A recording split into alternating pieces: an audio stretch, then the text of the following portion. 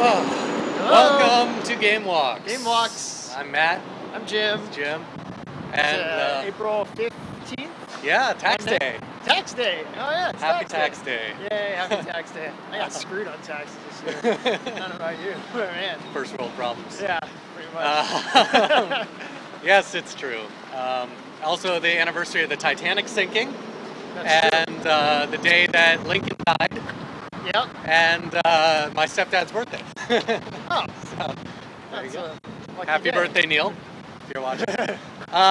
Yeah, so what do you want to talk about today? You got a package in the mail this weekend, I saw on Facebook. I did. I was a Kickstarter member of the Ouya game console. And so I got my early edition of the Ouya. And I didn't have much chance to play with it much this weekend because my parents were visiting. But I booted it up and got to try out like 1 or 2 games. And I want to give it some more time before really putting in any official words on it. But it was pretty cool to kind of What have it. convinced you to back the project? What got you excited about it? I just thought it was really cool to have a console that was more open for independent developers.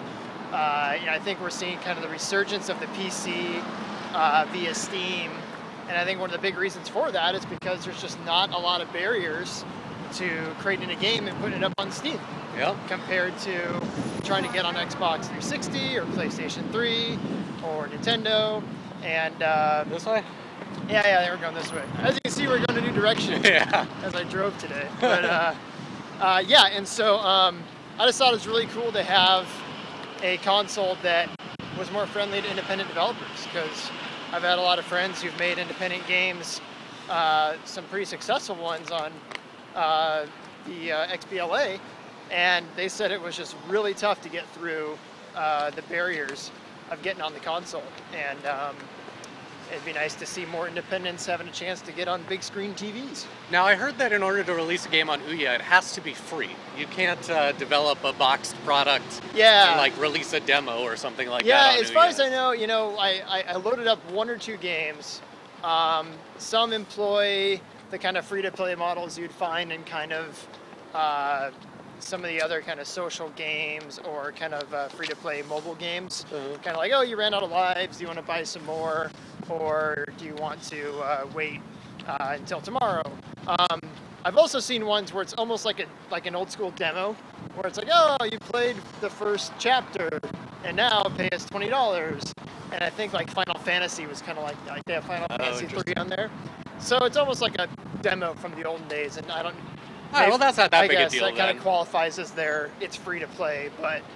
And if I've released an app on the Android platform for like smartphone, does it just work on Ouya, or does it have to be ported specifically to the Ouya? I am not technically legit enough to answer that question. I assume there's some work that has to go in there, otherwise you would see hundreds of games on there, and I only saw a couple. So, well, my main question for the Ouya is, why do I need another console?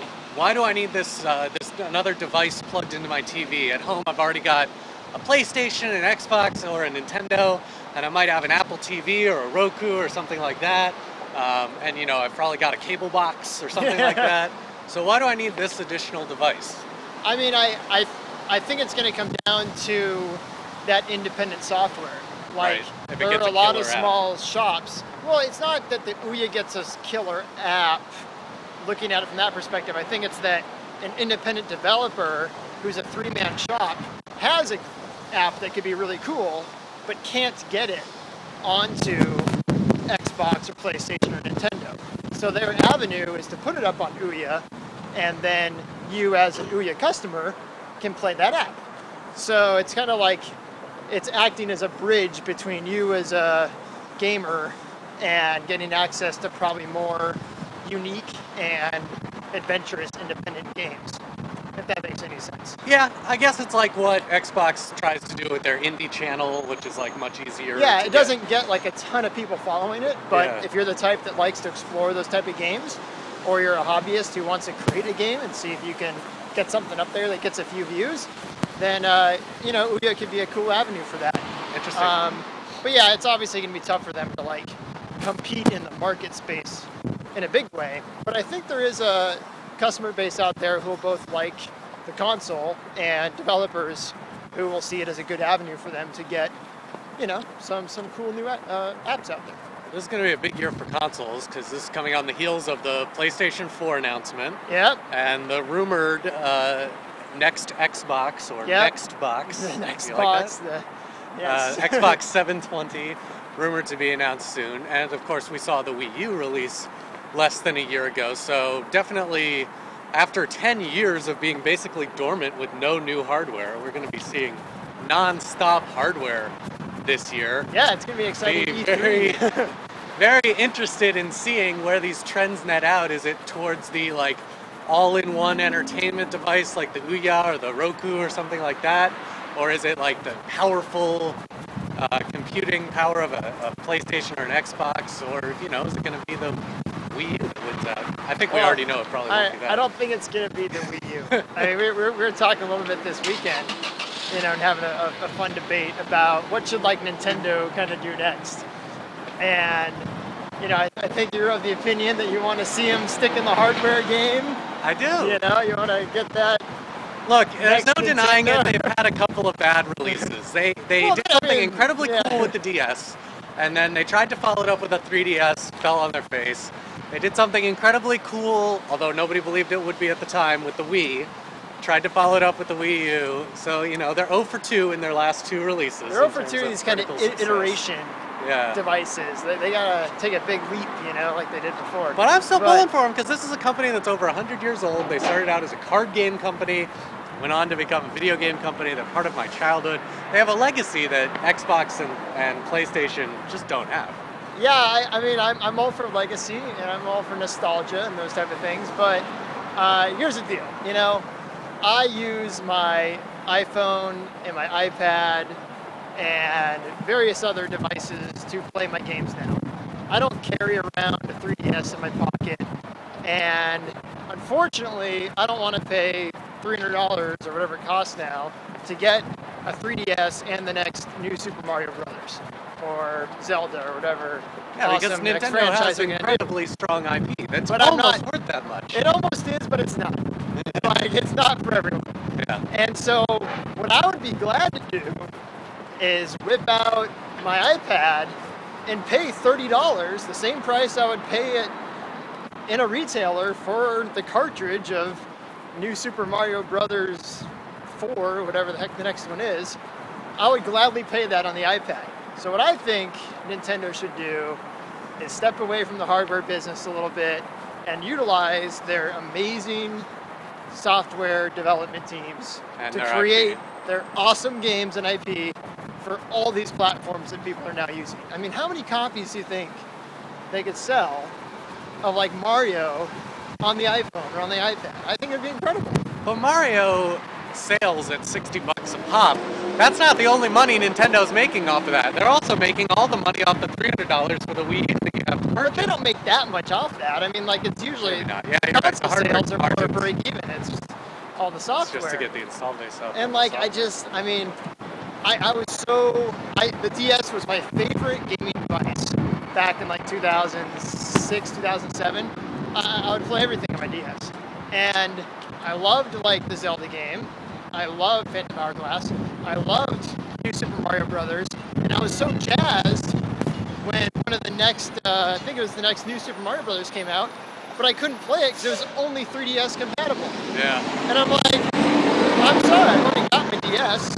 I love it, but you're not releasing any games for it anymore. But I really wanted the game, and I would have paid $30, $40 for it on any device that I already had in my pocket. Well, so I think there's still a marketplace for a family-centric console. When I think about the people in my life who were addicted to Wii Sports, or even the people in my life who love playing games like Dance Central, you know?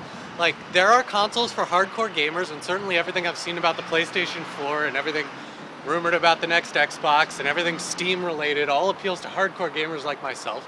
But I think there's a market for casual gaming in the living room. Certainly, casual handheld gaming has been cornered by the iPhone, Android, smartphone, or tablet. You know, that's where you do your casual gaming on the go. But why can't we have another console with the power and impact of the Wii. I think the biggest mistake was adding the U to it. They made it a personal experience, the Wii U, when really their strength was in being a family-centric living room game console.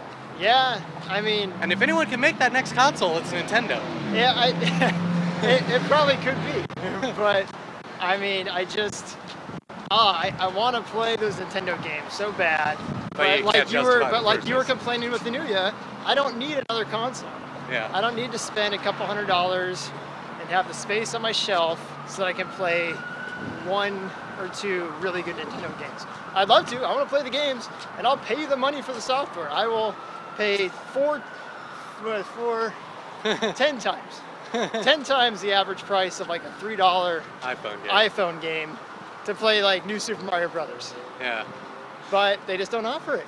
Yeah, but if they decided to do that, that'd be a short-sighted decision in my mind, because they need the strong bench of IP to draw you to their next console. And if you think that they have another chance at it, if you think that they might make that casual, family-friendly console experience in the living room, not for a hardcore gamer, but for people like my sister or the rest of my family, then they have to hold on to their IP, and they got to keep swinging, take another chance. It's not like if they publish, you know, Super Mario Galaxy 3 on iPad, it doesn't mean they give up the IP. They give up a small percentage of the cut to Apple. Well, not small, 30%. But yeah, I guess they could then go back to only releasing New Super Mario Brothers 4 on the next Nintendo console. They could come out on both, you know, if you want the 3D crazy version, like get it on your 3DS, but if you want just the normal version, like... I guess what I'm trying to say is I'm pulling for them.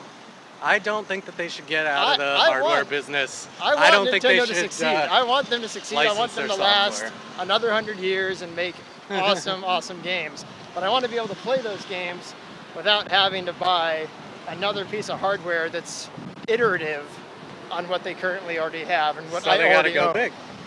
Sure, I mean... Well, what do you think about what we've seen for the PlayStation 4? Is that iterative? It's been 10 years in the making. I mean, when I looked at their reveal presentation, what was like Killzone 4 essentially, or whatever the subtitle is, it looks great. It looks good. It didn't strike me as obviously it wasn't the same step as what we saw from the SD consoles of the early 2000 area to HD. It's like still HD with more polygons, and that's cool. I like more polygons. It's not going to be a graphical revolution, but it wasn't the same revolution. We've had awesome online play for 10 years now. But it's going to be an online revolution. It's going to be cloud-based gaming and streaming of new content and new social features and new ways to play games, iterations on the business model. We're not going to see. I mean, where are you? We're up here. We're so close to Pixar quality with our video game graphics right now. That's like, what do you expect? There's not much further to go. Yeah, so I mean, I'm really curious to see how all the social features play out. Yeah. It's hard to predict, you know, what it's going to feel like unless you start playing with it. But in terms of the actual software, like I think the games are going to stay kind of like the games we're playing right now. Like, they may get bigger, they may get more beautiful, but I think, you know, the core stuff is going to stay pretty similar, at least from what I've seen so far. It's not like this hardware is going to open incredible new doors for game developers. And, I mean, unless people are really able to take creative